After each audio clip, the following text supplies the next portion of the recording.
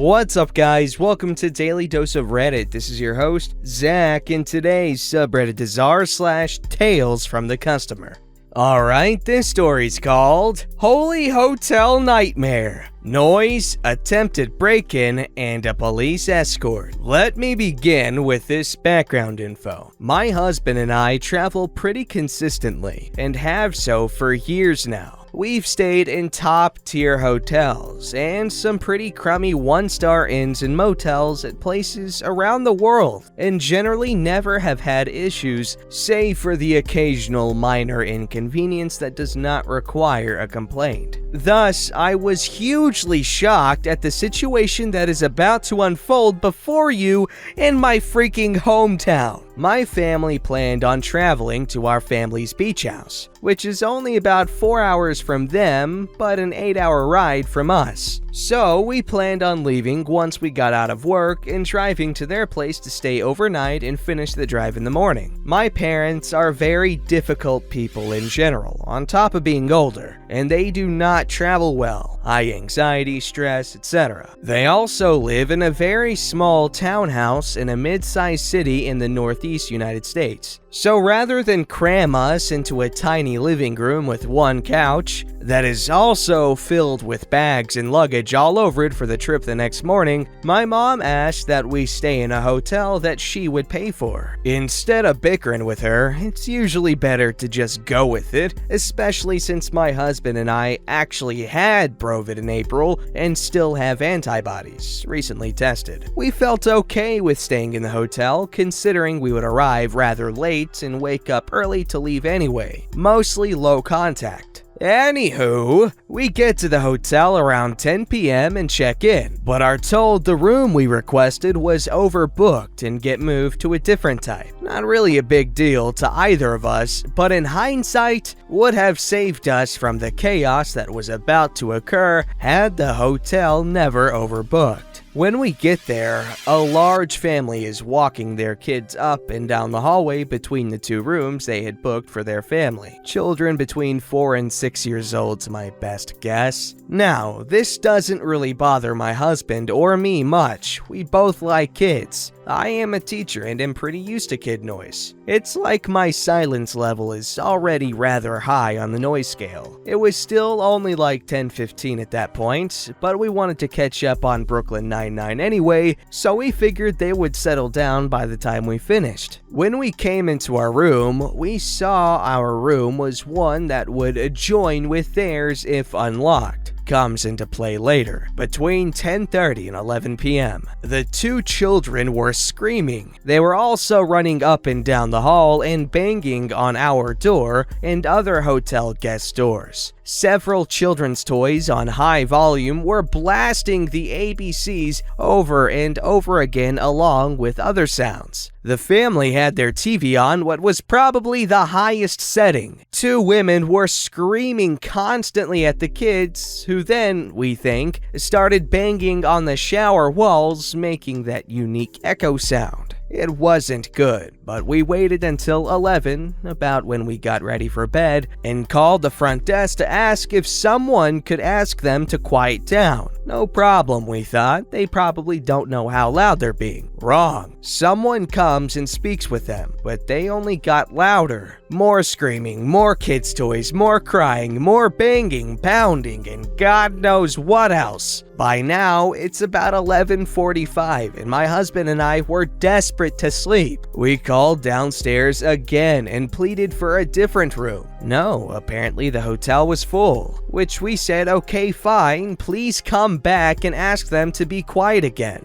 They got louder. I had the AC on as low as possible just to keep the system going to drown out some of the noise. Can confirm, I could still clearly hear the ABC song toy blaring through the AC, and the mom was still just screaming at her kids clear as day. After 2 more calls to the front desk, it ended up being 12:45 a.m. With every call, they just got louder and louder. We had to wake up at 6 a.m. and drive, but knew we couldn't get to sleep with this. My husband went over to the adjoining wall and banged on it a few times and yelled, "Shut up!" I admit this was not a great move on our part. We probably could have gone out of the room to their open door and asked politely, but the staff at the hotel had done that several times to no avail. We thought maybe they'd realize how frustrating it was by knocking like that. If someone had did that to me, I would feel pretty terrible and just silence myself. Although, to be fair, I don't think I would ever make enough noise for that to happen, but whatever. We were very wrong. A few minutes later, a male person from their party attempted to get into our hotel room. He was jiggling the door handle hard on both the hall door and the connecting door. He was hitting the door so hard I thought the lock may actually bust off. He didn't say a word, just extremely intense and very clearly trying to get into the room. This wasn't like the shut the frick up knock my husband did, and it wasn't like a knock you'd get when someone is listening to music and you need their attention. It was full on smashing that door with fists. I was pretty terrified and my husband was as well. This guy and at least one other person from the family then were walking past our door yelling things like psychos, crazies, nut jobs, lovers, etc., with the occasional knock and bang on the door. Eventually, the intense banging stopped, but the pacing did not. The hotel staff kept hanging up on me, which was infuriating because at this point, we had more of a serious situation. Eventually, one front desk staff said she would call the police, and we said we just wanted to get the frick out and to just have the police escort us down since we were afraid to even open our door. At this point, it was 1:15 a.m. We didn't even need them to address the noise or insanity. We would just leave and be done.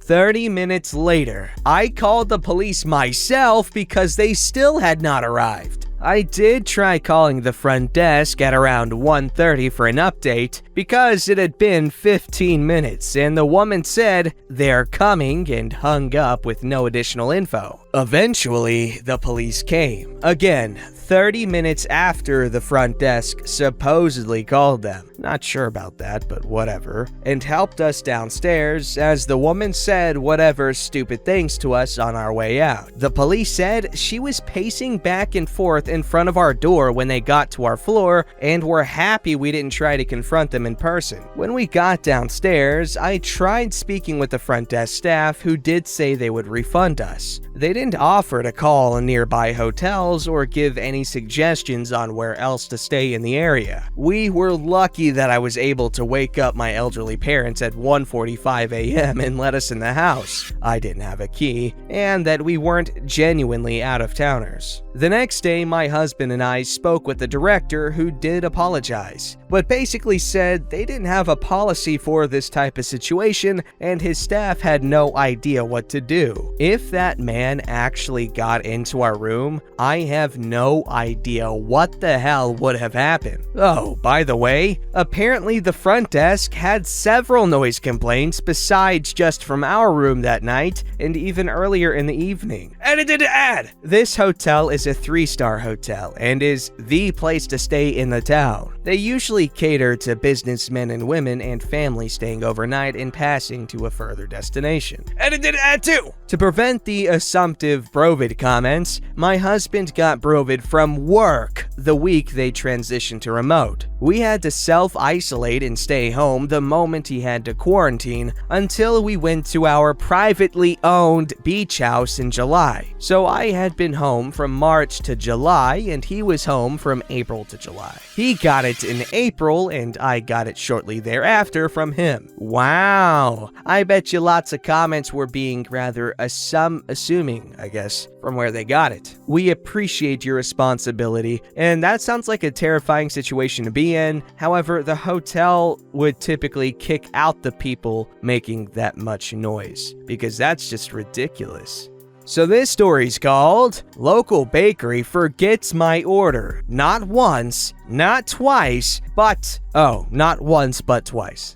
I moved to a different neighborhood, and luckily a nice little bakery that I love is 3 blocks away. So I go there one day, and the selection is small, but they mostly just sell to local markets. They don't have bread at the moment, which is disappointing. I ask if they'll have more tomorrow, and the front worker says usually. At this point, a man sitting down, who I'm assuming is the owner, says I can make an order and pick it up tomorrow. This is so awesome. I'm thinking, heck yes, what a score. I can get all my bread from here every week. So I put in my order, and I order way more bread than I'll be able to eat. 3 loaves of 3 different kinds, so I can try them and figure out what my go-to treat bread is gonna be. I set my pickup time for 11 a.m. The next day, I get there at 11. Same counter guy, I tell him I'm picking up my bread. He goes searching for my bread, but it's not there. The baker that morning decided not to bake it, so he phones someone, tells me he's got it sorted out, the baker is just out getting some supplies and will be back to bake my order. He apologizes and says the owner will comp my bread. I'm disappointed as I wanted to make a baller sandwich, but I'm also pleasantly surprised by the service. Such a nice and amazing thing. I'm gonna get my bread today and they're gonna comp it. I would have been happy waiting another day. So I order a sandwich from the counter guy and leave a massive tip, double the price of the sandwich. And he tells me to come back in 4 hours. I come back 5 hours later just to make sure there's enough time. And when I get there, turns out the baker had decided not to bake the bread, and no one thought to phone me or anything. At this point, I'm super disappointed, and then the counter person, the same guy I've been dealing with, says I can sell you this whole wheat loaf for half off. I have never been built up so high to be so disappointed. I ended up just canceling my order, and now I buy my bread from the big grocery store like just about everyone else. I thought about phoning back and trying to talk to the owner or manager about it, but decided I didn't want to come off too carny about it, so I just let it go. Update: I had been thinking for a while, so after a couple of comments saying I should, I decided before work to go to the store and talk to the owner if possible. Well, let me tell you, the storefront is gone. The bakery is still there, but all the cases and cafe stuff is all gone. I guess I wasn't the only one who stopped going there after a bit. Oh geez. Well, I mean, to be honest, if you're gonna do business like that, don't be surprised when, well, you can no longer do business at all.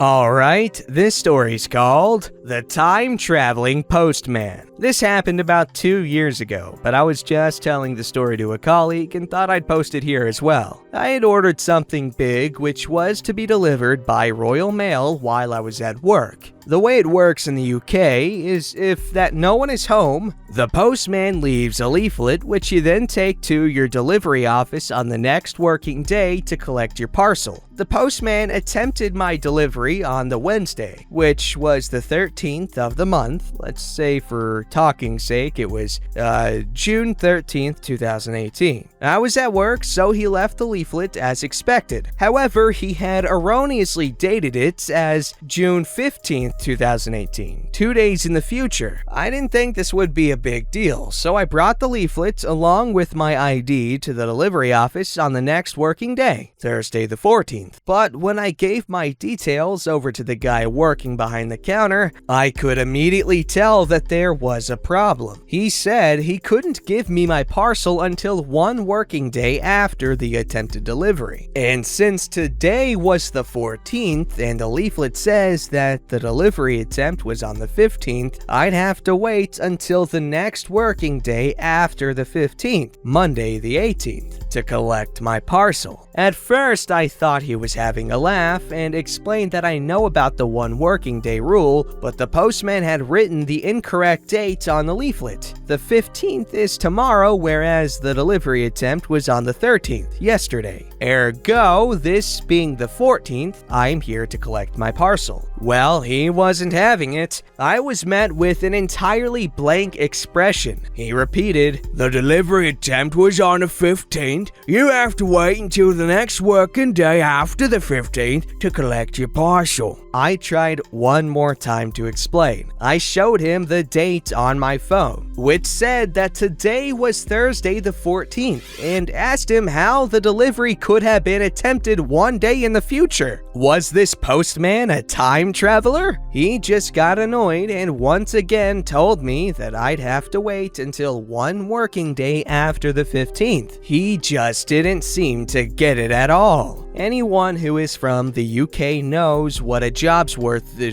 cooter is, and they'll also know that there's no point in arguing with them. So I resigned myself to waiting until Monday to collect my parcel. Lo and behold, when I went on Monday to collect, it was the same guy working again. And would you frickin' guess what he said to me? "Collect your parcels quicker. This has been sitting here blocking my way since Wednesday." Wow, what a jerk. You would think that they'd have some sort of system to prevent time-traveling postmen, but then again, it is the UK, so don't take that seriously. It was a joke.